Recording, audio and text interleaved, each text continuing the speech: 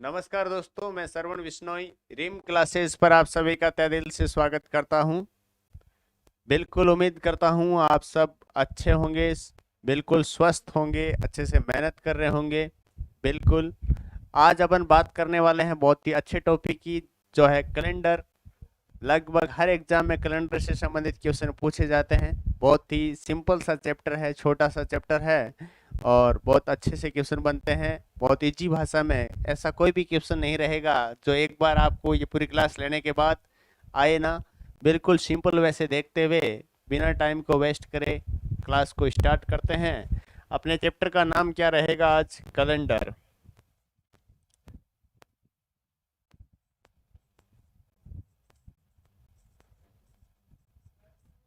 Calendar. अपन बिना फालतू की बातें करते हुए बिल्कुल जो एग्जाम में आपसे एग्जाम की दृष्टिकोण से जो महत्वपूर्ण है वही बातें करेंगे।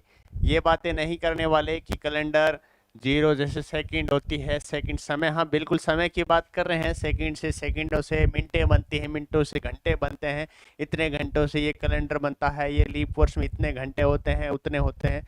इनकी बात इसलिए नहीं कर रहे। अभी अपन एग्जाम में ऐसा आपको कोई नहीं पूछेगा। बिल्कुल अपन बेसिक बातें वही करेंगे जो एग्जाम में पूछी जाएगी।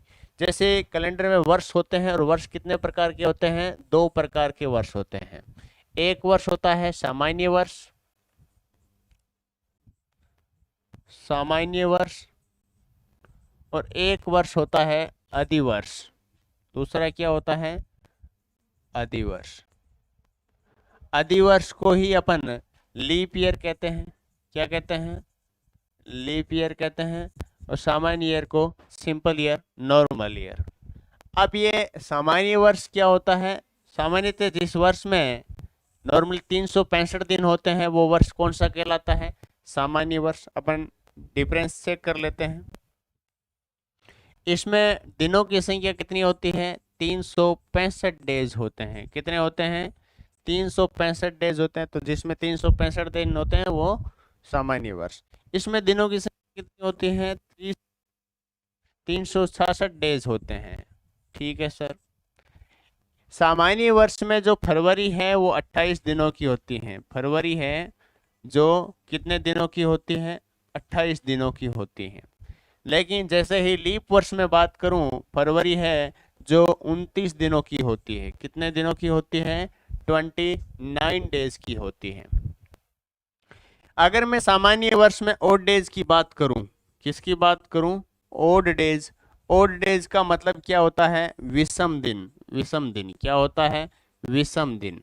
अपन बात करेंगे बिल्कुल अच्छे से विषम दिन क्या होता है, आगे विस्तार से बात करने वाले हैं। लेकिन यहाँ पे देखो विषम दिनों की संख्या होती है वो होती है 1। लेकिन इसमें विषम दिनों की संख्या कितनी होती है? 2। अब ये विषम दिन कैसे निकाले? देखो 365 दिन है। 365 दिन में मैं भाग दूंगा किसका? 7 का। क्योंकि 7 दिनों से एक क्या बनता है? सप्ताह बनता है। तो एक सप्ताह बनने के अलावा जो अन्य दिन बचेंगे वही दिन विषम दिन। 7 पंजे 35, हासिल गई 1, उतारा 5, 7 दूनी 14, तो क्या हुआ? बचा 1। तो मतलब कि 52 सप्ताह और एक दिन बच गया। 52 सप्ताह और एक दिन किस में होते हैं? सामान्य वर्ष में। कितने? 52 सप्ताह और एक दिन होता है। और इसमें क्या होता है? 52 सप्ताह, 52 सप्ताह और 2 दिन होते हैं। इसलिए ये 2 दिन जो बचे, ये 2 दिन क्या है? विषम दिन है। और एक दिन जो ये बचा, एक दिन क्या है? विषम दिन है। ये नॉर्मल बात करते हैं कैलेंडर में। अब कैलेंडर में ये सर अधि वर्ष होता है, लीप वर्ष होता है। आखिर ये लीप वर्ष कहते किसे हैं इसकी बात करते हैं पहले, उसके बाद विषम दिनों की बात करेंगे। सर ये लीप ईयर होता क्या है? लीप ईयर जिसे आप बोलते हो अधिवर्ष। क्या बोलते हो? अधिवर्ष। आखिर सर ये अधिवर्ष होता क्या है? मैंने कहा किसी भी वर्ष है, किसी भी वर्ष के अंतिम 2 अंकों में, किसी भी वर्ष के अंतिम 2 अंकों में अगर 4 का पूरा पूरा भाग चला जाता है तो वह वर्ष है जो लीप वर्ष कहलाता है। वह वर्ष क्या कहलाता है? लीप वर्ष कहलाता है। लेकिन परिभाषा यहीं समाप्त नहीं होती, आगे और बात करने वाले हैं। अभी अपन बात कर रहे हैं नॉर्मल लीप ईयर की, कि सामान्यतः किसी भी वर्ष के, लिखो सामान्यतः, साथ के साथ लिखते जाओ, सामान्यतः किसी भी वर्ष के अंतिम दो अंकों में, अंतिम दो अंकों में अगर, अंतिम दो अंकों में अगर 4 का पूरा पूरा भाग चला जाए, भाग चला जाए, तो वह वर्ष अधिवर्ष कहलाएगा। तो वह वर्ष अधिवर्ष कहलाएगा। ये नॉर्मली अपन बात किसकी करी है? लीप ईयर की परिभाषा की, डेफिनेशन ऑफ लीप ईयर। जैसे फॉर एग्जांपल की बात करूं मैं, उदाहरण के लिए, जैसे आपके सामने 2004 है। क्या है? 2004 है। ये 2004 का वर्ष है। इसे कैसे पता चलेगा कि सर ये लीप वर्ष है या साधारण वर्ष है? मैंने कहा अंतिम दो अंक। अब बोला सर आपने अंतिम दो अंक का ही क्यों बोला? आपने भाजकता का नियम पढ़ा होगा। अगर आपने मैथ्स पढ़ी है तो मैथ्स में भाजकता के नियम पढ़े होंगे कि 2 के भाग जाने का क्या नियम है। कैसे पता चलेगा? इसमें 2 का भाग जाता है, 4 का जाता है, 3 का जाता है, 6 का जाता है, 9 का जाता है। तो उन्हीं भाजकता के नियम में आपने देखा होगा, अगर किसी भी संख्या के अंतिम दो अंकों में 4 का भाग चला जाए, मतलब वह पूरी संख्या 4 से क्या होती है? भाजित होती है। तो ये भाजकता के नियम के अनुसार अपन ने डायरेक्ट लिख दिया कि अगर किसी संख्या के अंतिम दो अंकों में 4 का पूरा पूरा भाग चला जाए तो वह पूरा वर्ष है जो लीप वर्ष कहलाएगा। मतलब वह पूरी संख्या में भी 4 का, जैसे यहाँ पे 2004 लिखा तो अंतिम दो अंक कितना है? 0 और 4, 0 4 है। क्या 4 में 4 का भाग पूरा चला जाता है? बोला सर बिल्कुल जाता है। इसलिए ये कौन सा वर्ष होगा? लीप वर्ष होगा। इसी तरह मैंने आगे लिखा 2016 का लिख दिया, 1996 लिख दिया, 1996 लिख दिया, मैंने लिख दिया 2020 लिख दिया। ये सारे एग्जाम्पल किसके हैं? लीप ईयर के हैं। जैसे कैसे कह सकते हो एक बार और बता देता हूं। अंतिम जो ये दो अंक है 16 है, तो 16 में 4 का भाग पूरा गया? बोला बिल्कुल गया। इसी तरह 96 में भी 4 का 24 चौके 96, इसी तरह इसमें भी 4 का पूरा पूरा भाग चला गया। मतलब ये सारे के सारे वर्ष क्या कहलाते हैं? अधिवर्ष कहलाते हैं। अब नॉर्मली इनसे क्वेश्चन क्या आता है? मैं कह रहा हूं परिभाषा अभी यहाँ समाप्त नहीं हुई है। क्यों नहीं हुई है सर? तो मैंने कहा अगर आपसे कोई मैं क्वेश्चन पूछ लेता हूं, उस क्वेश्चन में आपको बताना है कि कौन सा लीप वर्ष होगा, कौन सा लीप वर्ष होगा। तो बिल्कुल जल्दी से अपन डिस्कस करने वाले हैं क्वेश्चन की। क्वेश्चन किस तरह पूछा जाता है वो भी आपको पता चल जाएगा कि सिंपली क्वेश्चन क्या आता है। निम्न में से कौन सा वर्ष अधिवर्ष कहलाएगा? क्या कहलाएगा? अधिवर्ष कहलाएगा। अब आपको कुछ ऑप्शन दे दिए जाएंगे और ऑप्शन में 4 वर्ष दे दिए जाएंगे और चारों में से ये तय करना है कि कौन सा वर्ष अधिवर्ष है। जैसे कि पहला ऑप्शन की बात करूं, मैं लिख दिया मैंने 1997। दूसरे ऑप्शन की बात करूं, मैंने लिख दिया 1996। तीसरे ऑप्शन में मैंने लिख दिया 1998। चौथा ऑप्शन मैंने लिख दिया 1900।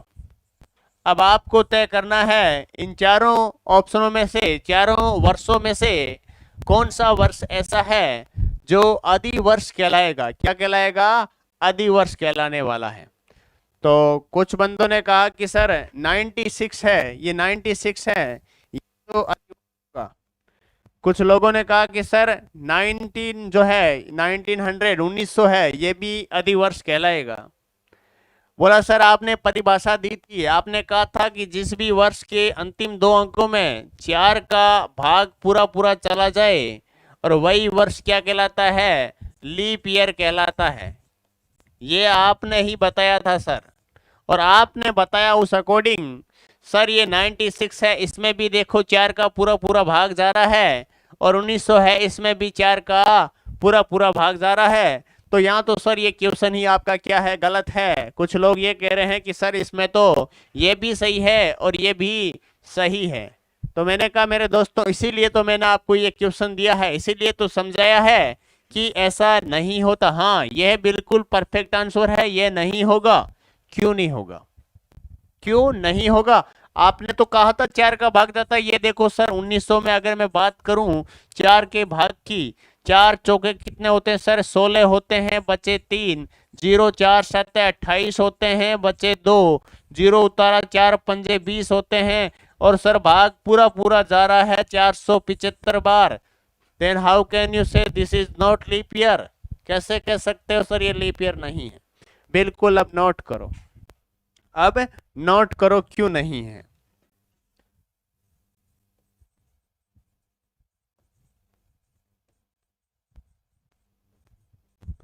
लीप शताब्दी वर्ष, लीप शताब्दी वर्ष। अब देखो ये लीप शताब्दी वर्ष क्या होता है। अगर कोई आपको सेंचुरी ईयर दे दी जाए, शताब्दी वर्ष दे दी जाए, और शताब्दी वर्ष में अगर लीप ईयर तय करना है कि कौन सी शताब्दी लीप वर्ष होगी, तो ऐसी सिचुएशन में अगर शताब्दी में अगर आपका 400 का पूरा पूरा भाग चला जाता है, किसका, 400 का, तो 400 का पूरा पूरा भाग चला जाता है, दैट मीन्स वो शताब्दी वर्ष लीप शताब्दी वर्ष होगी, अन्यथा वो लीप शताब्दी वर्ष नहीं होगी। जैसे अभी आपने एक क्वेश्चन देखा था, पिछला क्वेश्चन, जिसमें आपने देखा कि सर ये 1900 है, 1900 है, ये शताब्दी वर्ष होगा या नहीं होगा। इसी को देख लेते हैं। जैसे दोस्तों ये 1900 है, इस 1900 के अंतर्गत 4 का तो पूरा पूरा भाग जा रहा है, 4 का तो पूरा पूरा भाग जा रहा है, लेकिन इससे मतलब नहीं रहेगा जब बात किसकी हो रही है, सेंचुरी ईयर की हो रही है। सेंचुरी ईयर, सेंचुरी ईयर में किसका भाग पूरा पूरा जाना चाहिए, 400 का। अगर 400 का पूरा भाग नहीं जाता तो वह लीप वर्ष नहीं होगी, वरना होगी। अब देखो 1900 है, 1900 में देखो 400 का कहीं पूरा पूरा भाग जाता है क्या, बोला नहीं जा रहा, दैट मीन्स 1900 लीप शताब्दी वर्ष नहीं होगी। तो शताब्दी वर्ष सेंचुरी ईयर के लिए यह शर्त लागू होती है, अगर आपके सामने कोई सेंचुरी ईयर दे दिया है, उस सेंचुरी ईयर में 400 का पूरा पूरा भाग जाना चाहिए, तो वही वर्ष लीप शताब्दी वर्ष कहलाता है। क्लियर? तो लिख लीजिए, लीप शताब्दी वर्ष, लीप शताब्दी वर्ष का पता करने के लिए, पता करने के लिए दिए गए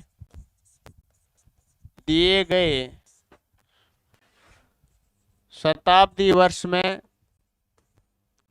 दिए गए शताब्दी वर्ष में 400 का भाग देकर देखना होगा, भाग देकर देखना होगा।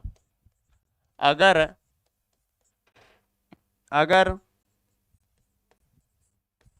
400 का पूरा पूरा भाग चला जाए तो वह लीप शताब्दी वर्ष कहलाएगी, लीप शताब्दी वर्ष कहलाएगी, वर्ष कहलाएगी। ये बात बिल्कुल ध्यान रखना और साथ के साथ लिखते रहना। उम्मीद है लिख लिए होंगे। अच्छा, लिख रहे हो, कोई बात नहीं, साथ के साथ नोट भी करते रहो। जैसे कि एग्जाम्पल के तौर पे बात करें, जैसे 2000 की वर्ष हो गई, 2400 की वर्ष हो गई, 1600 की वर्ष हो गई। ये सब के सब लीप शताब्दी वर्ष के उदाहरण है। किसके उदाहरण है? लीप शताब्दी वर्ष के एग्जाम्पल्स है। बिल्कुल, जल्दी से नोट डाउन कर लीजिए, और जिन्होंने नोट डाउन नहीं किया वो स्क्रीनशॉट ले लीजिए। ठीक है, बढ़ेंगे आगे की तरफ। जैसे आपके सामने मैं एक क्वेश्चन दे देता हूँ, बोल देता हूँ कि अगर विनोद का जन्म है या नौरारजी देसाई का जन्म है, जो 29 फरवरी 1896 में हुआ। अगर मोरारजी देसाई का जन्म 29 फरवरी 1896 को हुआ, किसका जन्म? कोई भी व्यक्ति का नाम लिख दो, जरूरी नहीं है। जैसे मैंने लिख दिया मोरारजी देसाई, चाहे आप किसी का भी नाम लिख दो, अपने को तो क्वेश्चन बनाना है। अगर इस व्यक्ति का जन्म है जो 29 फरवरी 1896 को हुआ, तो ये अगला जन्मदिन किस वर्ष में मना पाएगा? तो ये अपना अगला जन्मदिन किस वर्ष में मना पाएगा? अगला जन्मदिन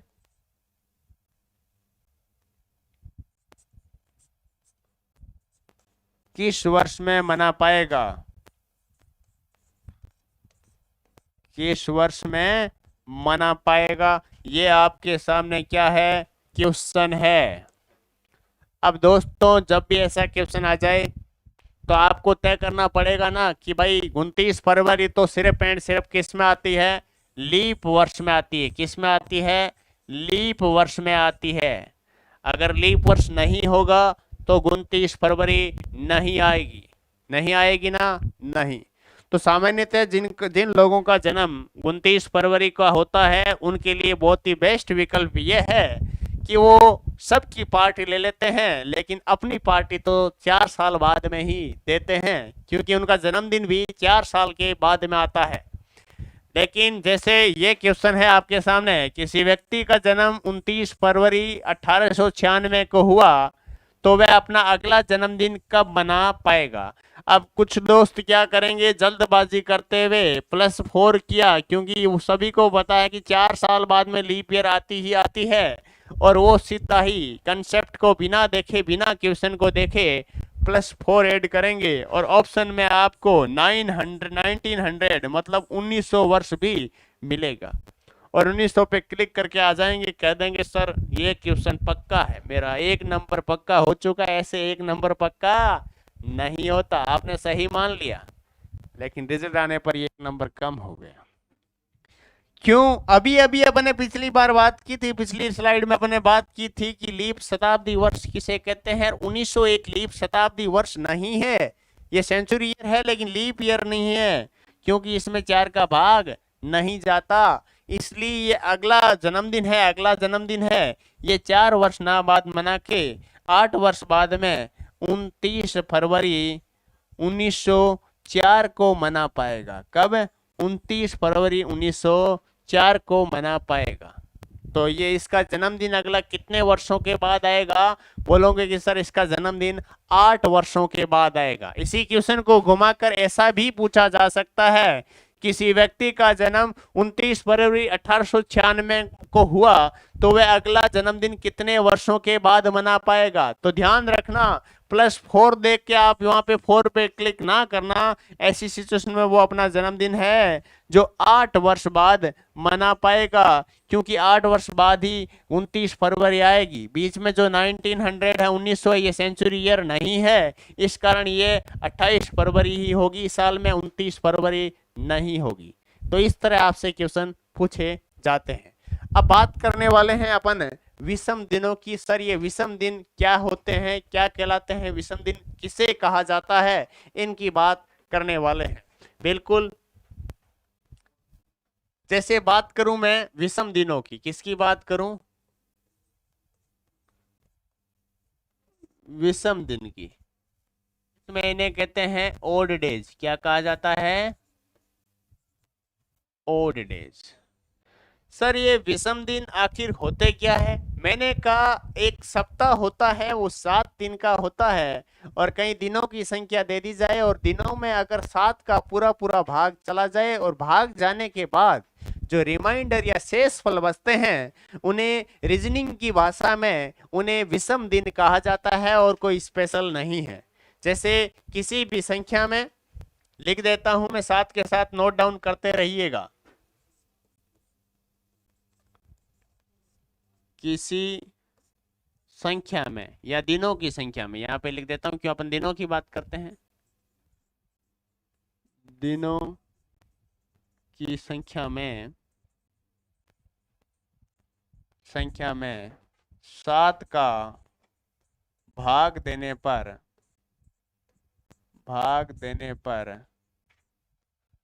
रिमाइंडर बचे, रिमाइंडर या शेष फल बचे दिनों को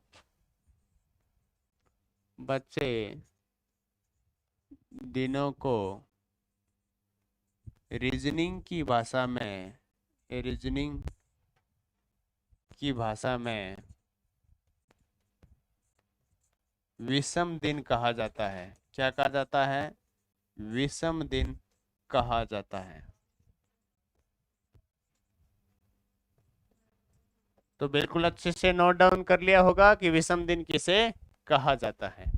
अब इसी विषम दिन से मैं आपको 1 या 2 क्वेश्चन है जो डायरेक्ट करना सिखा दूंगा कि विद इन 1 सेकेंड में देखते ही क्वेश्चनों को कैसे किया जाता है, कैसे किया जाता है। आपको एक बात पता है कि सामान्य वर्ष में अभी पहले अपन ने पढ़ा था कि सामान्य वर्ष में जो ओड डेज है मतलब विषम दिन है उनकी संख्या कितनी होती है? 1। इसी तरह लीप वर्ष है, लीप ईयर में ओड डेजों की संख्या, ओड डेज या फिर विषम दिनों की संख्या कितनी होती है? 2। इनकी अपन ने बात थोड़ी देर पहले जब आपने क्लास स्टार्ट की थी उस टाइम कर ली थी। अब इन्हीं से एक क्वेश्चन बनता है जो आप डायरेक्ट कर सकते हो।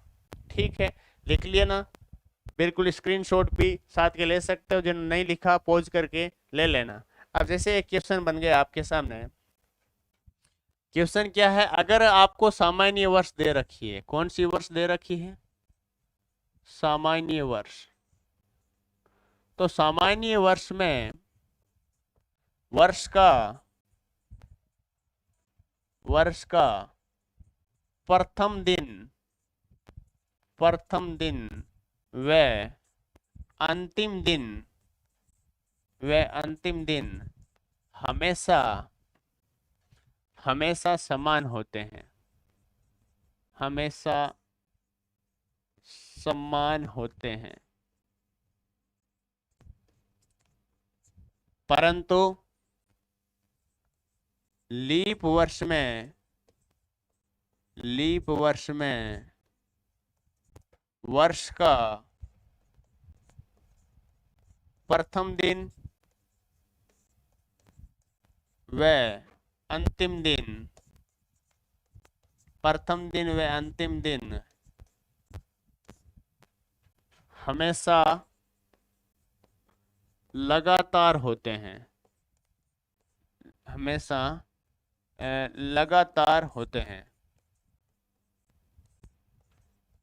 अब बोला सर लगातार होते हैं इसका क्या मतलब हुआ, और समान होते हैं इसका क्या मतलब हुआ? सर आपने ये क्यों लिखवाया? तो मेरे प्यारे दोस्तों, जब भी आपके सामने क्वेश्चन आ जाए, सामान्य वर्ष का प्रथम दिन का क्वेश्चन आ जाए और अंतिम दिन पूछ लिया जाए, जब आपको बोल दे कि 1 जनवरी 2017 को अगर सोमवार है, मंडे है, तो 31 दिसंबर 2017 को कौन सा दिन होगा? तो जब ऐसे सिंपल सा क्वेश्चन आपके सामने पुट अप हो तो आपको देखते ही क्या करना है कि सर ऐसा जब भी क्वेश्चन आ जाए तो वर्ष का प्रथम दिन दे रहे, वर्ष चेक करोगे सबसे पहले 2017 को, तो 17 कौन सा ईयर है, लीप ईयर है या सिंपल ईयर है? तो आप कहोगे कि सर ये तो साधारण वर्ष है। कौन सा वर्ष है? साधारण, क्योंकि अंतिम दो अंकों में 4 का भाग नहीं जाता है, इसलिए साधारण। और साधारण वर्ष में वर्ष सप्ताह का जो पहला दिन होता है, वर्ष का पहला दिन, और जो अंतिम दिन 31 दिसंबर अंतिम दिन, वो हमेशा समान होते हैं। इसलिए इसका आंसर क्या हो जाएगा सर? मंडे इसका आंसर हो जाएगा। क्या हो जाएगा? मंडे इस क्वेश्चन का आंसर हो जाएगा। अगर यहीं पे क्वेश्चन होता, लीप वर्ष का क्वेश्चन होता, किसका होता? लीप ईयर का क्वेश्चन होता। जैसे आपके सामने गिवन होता कि 1 जनवरी 2020 को अगर ट्यूसडे है, क्या है? ट्यूसडे है, तो 31 दिसंबर 2020 को सर कौन सा दिन होने वाला है? अगर आपके सामने ये वाला क्वेश्चन होता, तब ऐसी सिचुएशन में आपका आंसर क्या होता? मैंने कहा, आपको लिखाया है ना, अभी अभी बताया था कि परंतु लीप वर्ष में जो प्रथम दिन व अंतिम दिन हमेशा क्या होते हैं? लगातार होते हैं। लगातार होने का मतलब क्या होता है? एक दिन आगे। जैसे 1 जनवरी 2020 को अगर मंगलवार है, 1 जनवरी 2020 को मंगलवार है, तो 31 दिसंबर को क्या हो जाएगा? बुधवार हो जाएगा। क्या हो जाएगा? वेनेसडे हो जाएगा। वेनेसडे मतलब लगातार का मतलब जस्ट अगला दिन, तो बुधवार आपका क्या आ जाएगा? आंसर आ जाएगा। तो कंसेप्ट क्लियर हुआ कि नहीं हुआ? बताइए, हो गया? अगर आप सभी का ये कंसेप्ट क्लियर हो चुका है, तो जस्ट मैं आपसे एक क्वेश्चन आस्क करूंगा और उस क्वेश्चन का आप सबको आंसर देना ही होगा, तभी तो पता चलेगा आपका कंसेप्ट क्लियर हुआ। यस और नो? बोला बिल्कुल सही बात है सर। अगर कंसेप्ट क्लियर का पता हमें तभी चल पाएगा जब आप लोग मेरे क्वेश्चन का जवाब दोगे। जैसे मैंने आपके सामने एक क्वेश्चन रख दिया कि 1 जनवरी 2007 को रविवार था, तो 31 दिसंबर 2009 को कौन सा दिन होगा? आपके सामने एक क्वेश्चन है, जिस क्वेश्चन में 1 जनवरी 2007 का दिन दे रखा है और आपको इस दिन से आपको 31 दिसंबर 2009 का दिन याद करना है और कम समय में याद करना है। तो ऐसे में आप क्या करोगे? अभी अभी आपने कंसेप्ट अच्छे से सीखा है, आपने कहा है कि सर हाँ जी बिल्कुल कंसेप्ट क्लियर हो चुका है, तो ऐसे में आपको आंसर देना है। तो जब भी ऐसा क्वेश्चन आ जाए, तो आपको तो ये पता है कि सामान्य वर्ष में सर जो दिनों की संख्या क्या होती है? समान होती है, और जो लीप वर्ष होता है उसमें जो लगातार होती है। इसी कंसेप्ट को क्लियर करने के लिए बिल्कुल अपना अपना आंसर भी साथ के साथ मैच करते जाइए। बिल्कुल। अब देखो 1 जनवरी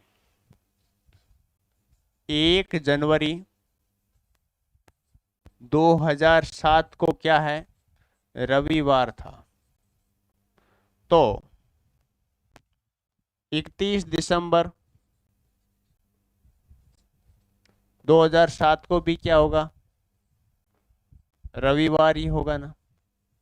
लेकिन जैसे ही अपन बात करेंगे 1 जनवरी 2008 की, तो वार क्या हो जाएगा? सोमवार, क्योंकि अगला दिन होगा कि नहीं होगा?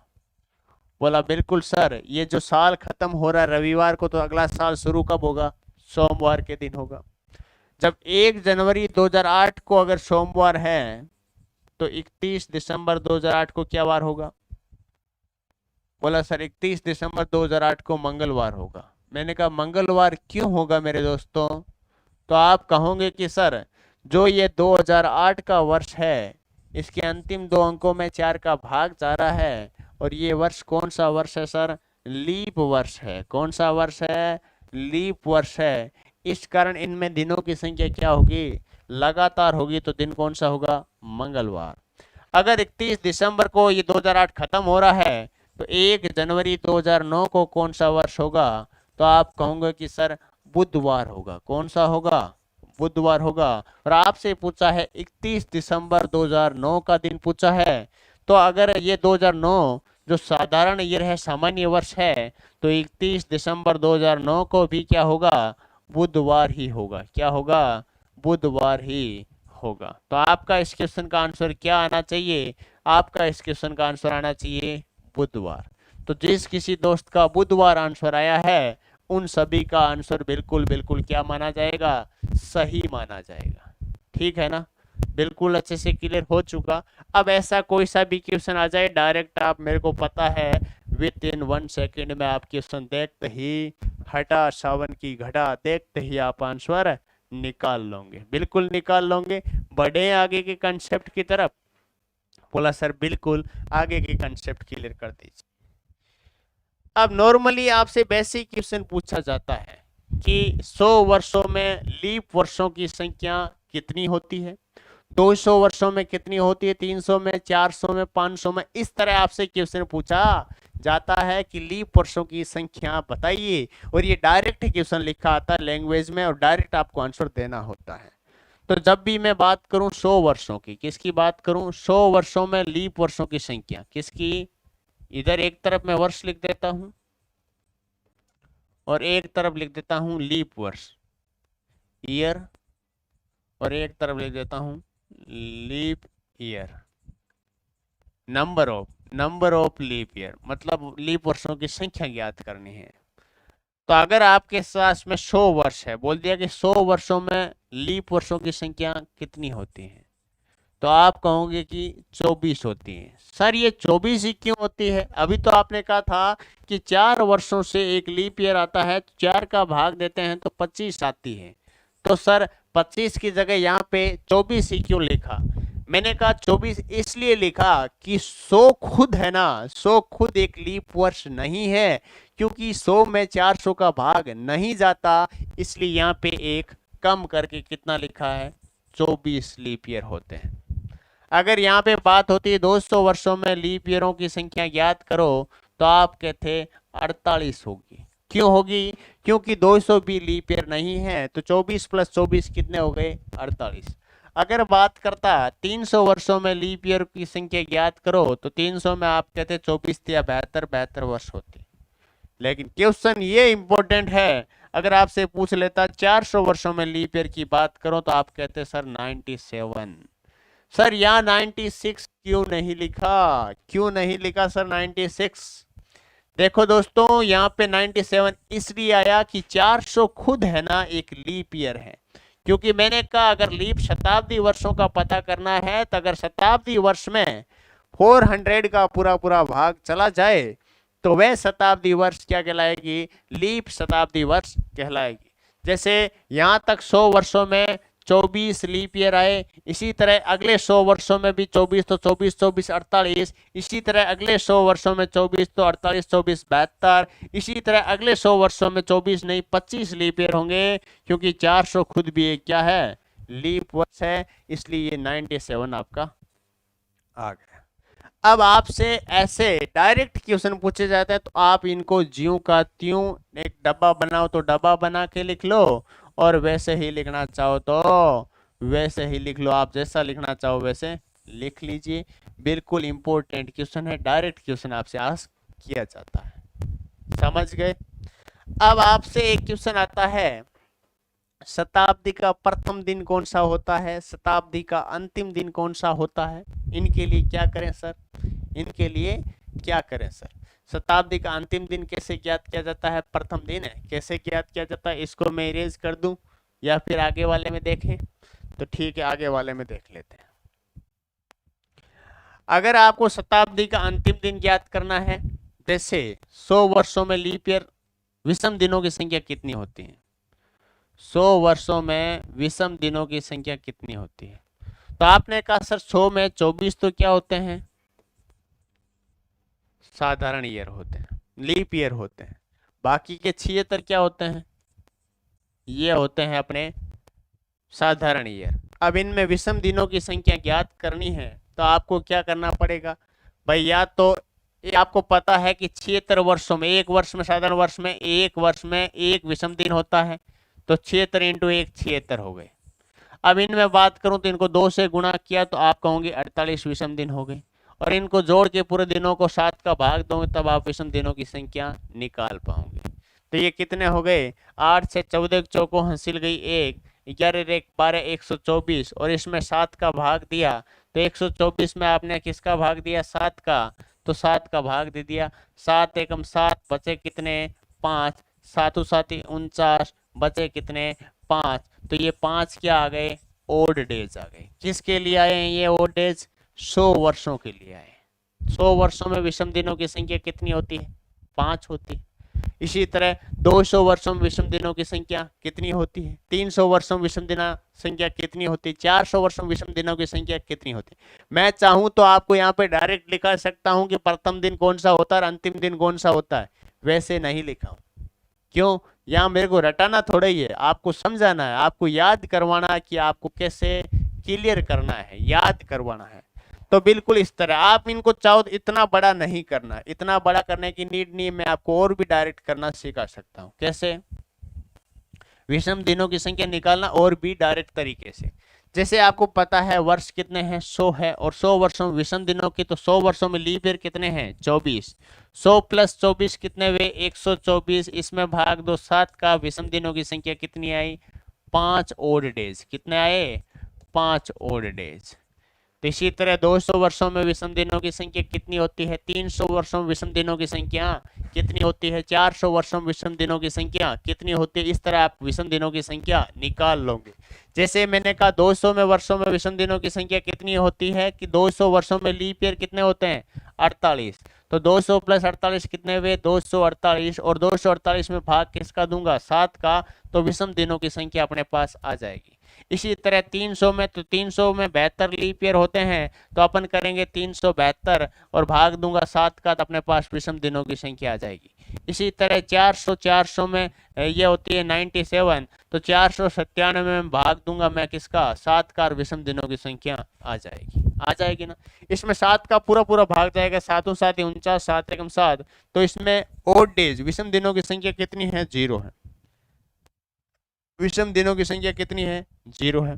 372 में 7 पंजे 35, बचे 2, इसमें 1 आएगी विषम दिनों की संख्या, इसमें 3 आएगी विषम दिनों की संख्या।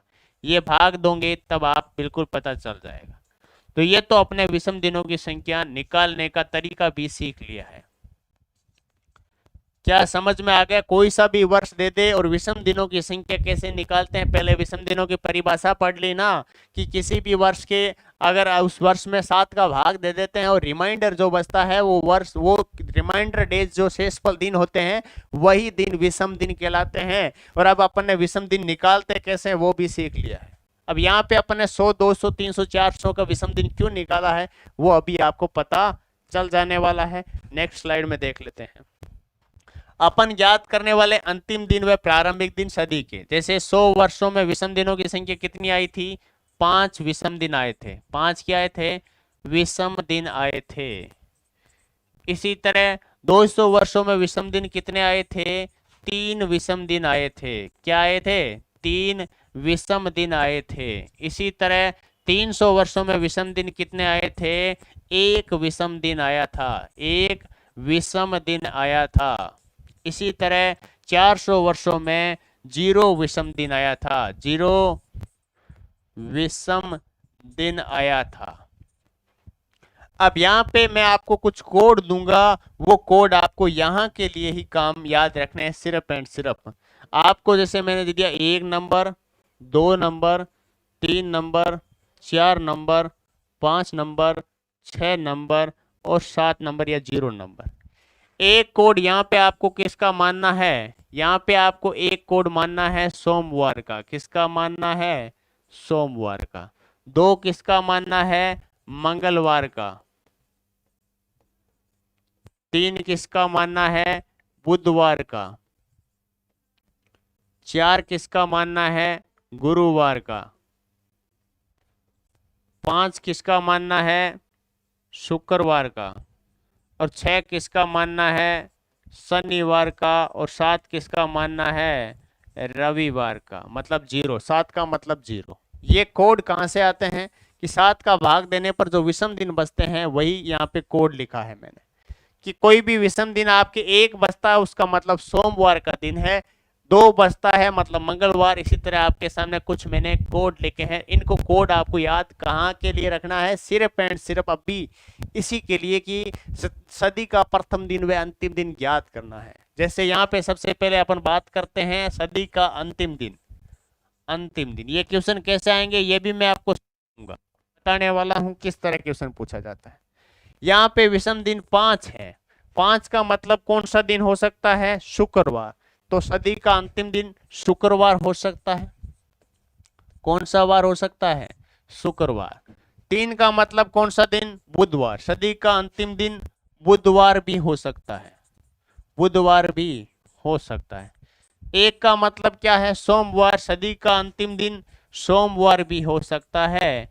और 0 का मतलब रविवार, सदी का अंतिम दिन रविवार भी हो सकता है।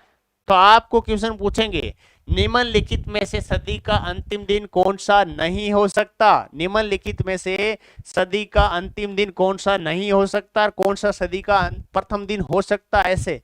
अब जब आपने अंतिम दिन निकाल लिए तो इस पर निकालेंगे सदी का प्रथम दिन, सदी का प्रथम दिन।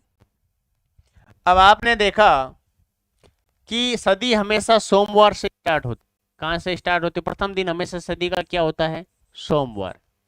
अगर आपको कोई भी पूछ ले 1-1-1 मतलब पहली तारीख, पहला महीना, पहले वर्ष को कौन सा दिन था, तो आपको कहना है सोमवार से शुरुआत होती है। कहां से शुरुआत होती है, सोमवार से।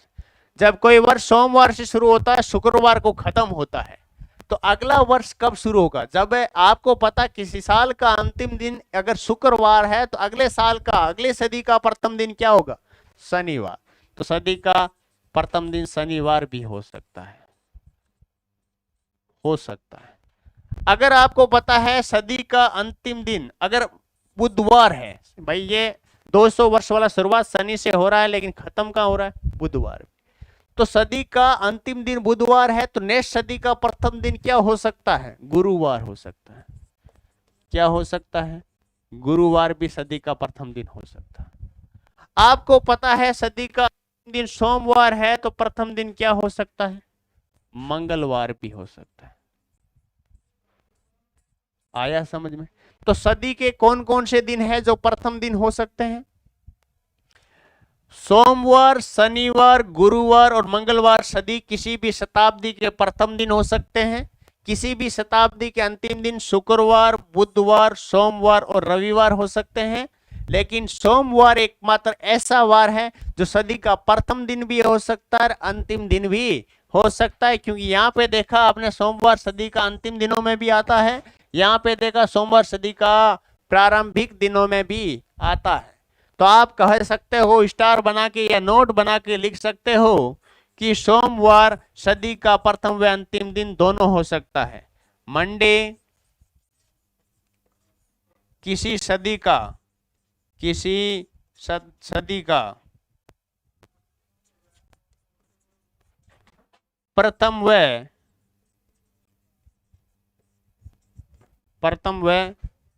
अंतिम दिन दोनों हो सकता है। ये बात नोट कर लेना, ठीक है, कि सोमवार किसी सदी का प्रथम दिन भी हो सकता है, सोमवार किसी सदी का अंतिम दिन भी हो सकता है। बिल्कुल ध्यान रखोगे ना, बोला सर बिल्कुल अच्छे से याद कर लेंगे। मैंने कहा ठीक है, बहुत बढ़िया। अब इनसे क्वेश्चन कैसे पूछा जाएगा, आपको देगा निम्नलिखित में से कौन सा दिन है जो सदी का अंतिम दिन होगा, या फिर कौन सा दिन सदी का प्रथम दिन नहीं हो सकता। आपको 3 तो प्रथम दिन होने वाले लिखेंगे और 1 लिखेंगे नहीं होने वाला। इस तरह आपको देख सकते हो, इस तरह आपका सीधा डायरेक्ट क्वेश्चन पूछेंगे, स्क्रीनशॉट ले लेना। और जिन्होंने लिख लिया वो बहुत बढ़िया, बढ़े आगे की तरफ, ठीक है। अब और क्वेश्चन कैसा आता है सर, और क्वेश्चन आता है दिनों का जो दिन निकालना। जैसे आपको बोल दिया कि जैसे आज की कोई भी तारीख है, कोई तारीख ले लेते हैं अपन 15 अगस्त 2021 को कौन सा दिन होगा? कोई भी तारीख ले लेते हैं, 2021 चल रहा है तो 15 अगस्त 2021 को कौन सा दिन होगा? तो इसका दिन ज्ञात करने के लिए, मतलब वार ज्ञात करने के लिए अपन को क्या याद करने का, कुछ कुछ आपको मैं कोड दूंगा, कुछ आपको महीनों का कोड, कुछ वर्षों के कोड, इस तरह आपको कुछ मैं आपको याद करने के लिए दूंगा, वो आपको याद करना है। उसी के बाद अपन तय करेंगे कैसे। अगर आपने वो कोड याद कर लिए तो पूरा चैप्टर आपका आसान हो गया, और प्रत्येक क्वेश्चन आपका उस ट्रिक से मैं डायरेक्ट करवा दूंगा, उन कोड से आपको ज्यादा मेहनत करने की नीड नहीं पड़ेगी। यहाँ पे मैं आपके सामने कुछ कोड लिखता हूँ सामान्य वर्ष के लिए, और कुछ कोड लिखता हूँ अधिवर्ष के लिए। सबसे पहले मैं कोड्स लिखता हूँ मंथ कोड, महीनों के कोड लिख देता हूँ, महीनों के कोड।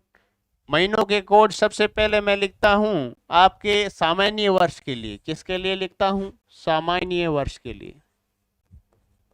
मैं सब कुछ आपको यहाँ याद भी करवा दूंगा। अब याद तो आपको ही करना पड़ेगा, लेकिन मैं आपको याद करने का तरीका सिखा दूंगा कि सर डायरेक्ट याद कैसे कर सकते हो। 144 025 144, मैं सही से लिखता हूं ताकि याद उसी मेथड से। 144 025 036 146, ये जो कोड है 12 महीनों के कोड है। किन के कोड है? 12 महीनों के कोड लिख दिए हैं मैंने। देखो 12 महीने कैसे हुए सर? ये देखो, ये कौन सा महीना हुआ? जनवरी, ये फरवरी, ये मार्च, अप्रैल, मई, जून, जुलाई, अगस्त, सितंबर, अक्टूबर, नवंबर और दिसंबर। ये मैंने 12 महीनों के 12 कोड आपके सामने लिख दिए हैं। ये किसके लिए याद करना है आपको? सामान्य वर्ष के लिए याद करने हैं। अगर बात करूं मैं लीप वर्ष में, किसमें बात करूं? लीप वर्ष में। बिल्कुल टेंशन नहीं लेना है, मैं आपको याद यहीं का यहीं करवा दूंगा। अभी आप मेरे साथ के साथ लिखते रहिए। लीप वर्ष के लिए ये जो जनवरी फरवरी का एक एक कम कर दो, 0 3, और बाकी बिल्कुल बिल्कुल समान रख दो।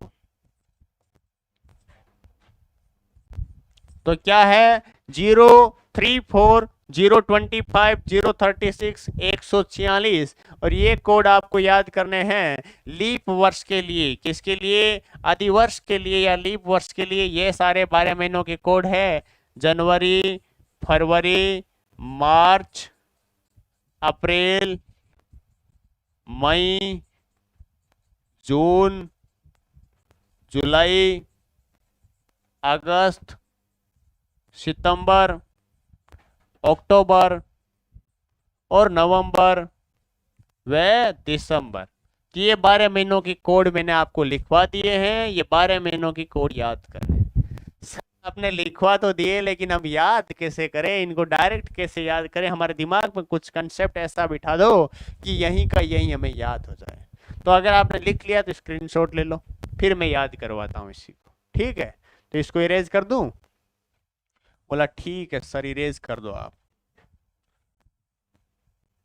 ये आपके पहले जो आपको मैंने लिखाया था, किसके लिखाए थे? आपको मैंने लिखाया था सामान्य वर्ष के कोड। आप एक बात बताओ, साल में महीने कितने होते हैं? बोला सर साल में महीने होते हैं 12। कितने महीने होते हैं? 12। 12 महीने होते हैं तो 12 का स्कोर कितना होता है? 144 होता है। 12 का स्कोर कितना होता है? 144 होता है। बोला ठीक है। 12 से पहले क्या आता है? 11। तो 5 का स्कोर कितना होता है? 25। 6 का स्कोर कितना होता है? 36। और 5 और 6 का टोटल कितना हुआ? 11। और 12 का स्कोर जब दूसरी बार आ गया तो 12 का स्कोर प्लस 2 कितना? 144 प्लस 2 146। इस तरह भी आप याद कर सकते हो कि वर्ष में सर महीने होते हैं 12। 12 का स्कोर 144, तो शुरुआती 3 महीने के 144। फिर 5 का स्कोर, मतलब 5 6 11 होते हैं 12 से पहले, तो 5 का स्कोर 025, 6 का स्कोर 036 और 12 का स्कोर दूसरी बार, तो 12 का स्कोर 144 प्लस 2 146। तो याद हो गया होगा। तो इस तरह आप याद कर सकते हो, या अपना कोई बेस्ट फ्रेंड मान लो कि ये मेरा बेस्ट दोस्त है, उसकी ये मोबाइल नंबर है, विदेशी नंबर है 12 संख्याओं के, ये मेरे को याद करना ही है, वरना मैं कॉलिंग कैसे करूंगा, उससे बात कैसे कर पाऊंगा, गुड नाइट गुड मॉर्निंग का मैसेज विश कैसे कर पाऊंगा। इस तरीके से दिमाग में बिठा लो कि मुझे तो याद करना ही है। अगर यहाँ पे लीप वर्ष होती, अगर ये याद हो गया तो लीप वर्ष के लिए कुछ नहीं, इसका भी एक कम कर दिया तो एक में से एक जीरो और इसकी जगह 3, बाकी बिल्कुल डिट्टो सेम टू सेम याद करने। तो बिल्कुल आप याद करने वाले हो तो स्क्रीनशॉट ले लीजिए इसका। फिर अपन बात करते हैं, मंथ्स की कोड अपने हो चुके कंप्लीट। अब बात करेंगे सप्ताह के दिनों के कोड। किसके? सप्ताह के दिनों के कोड।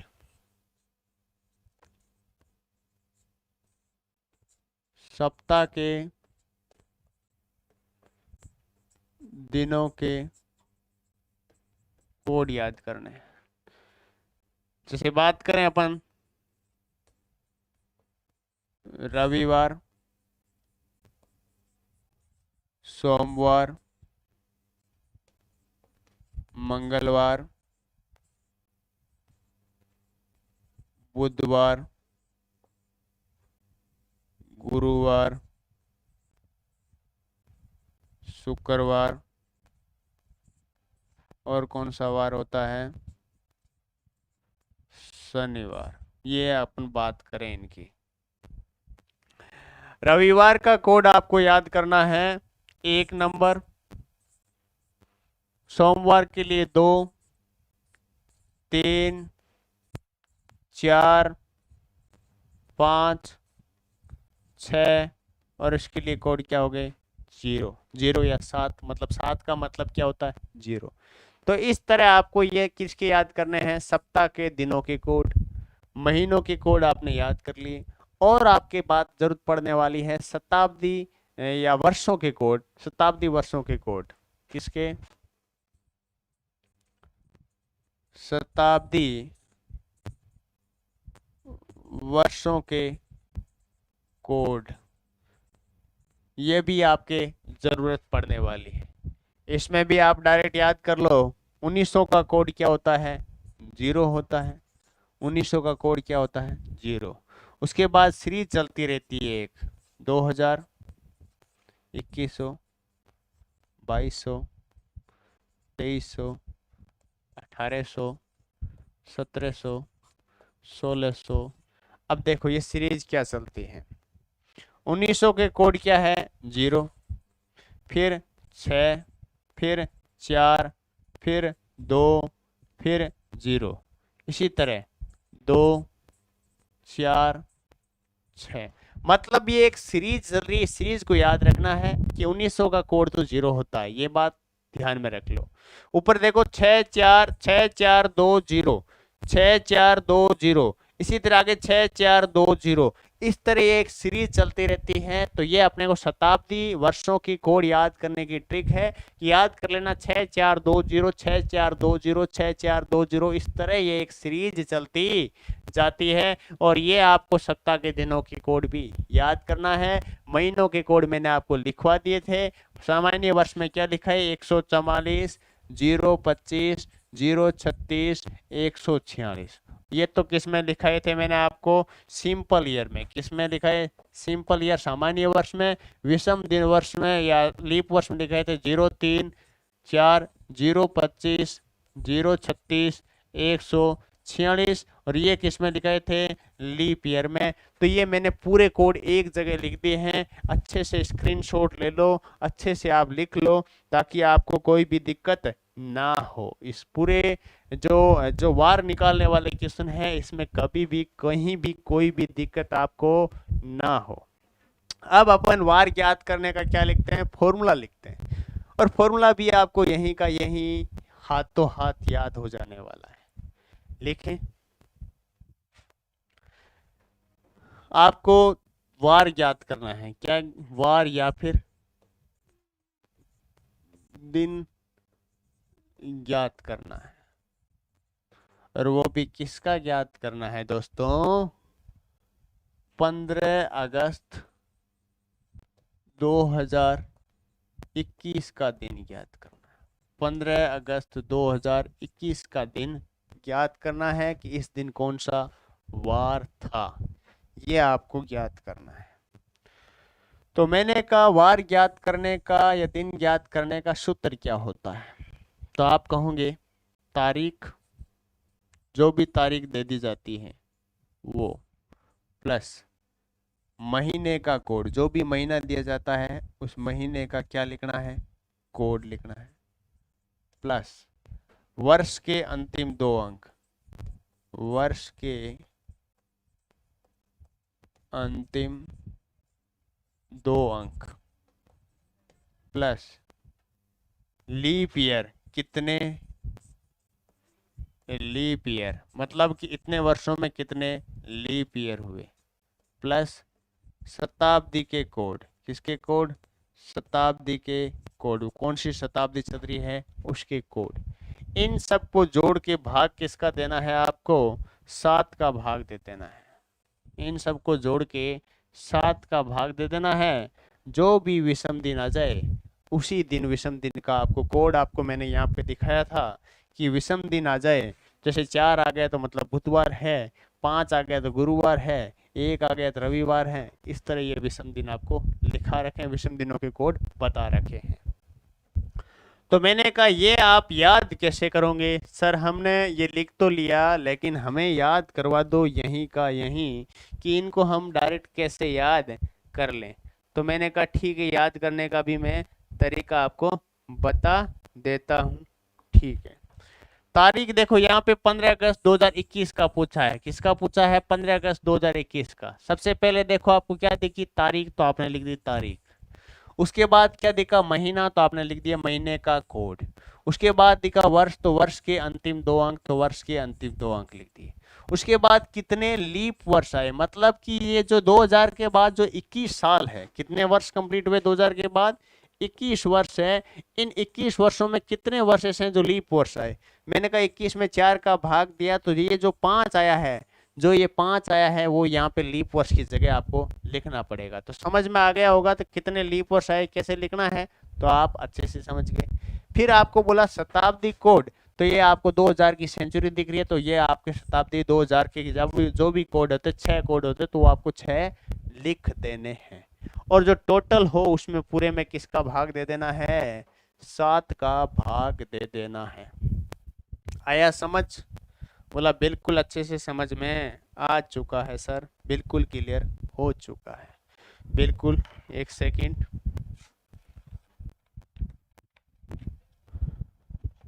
उतार लीजिए आप तब तक।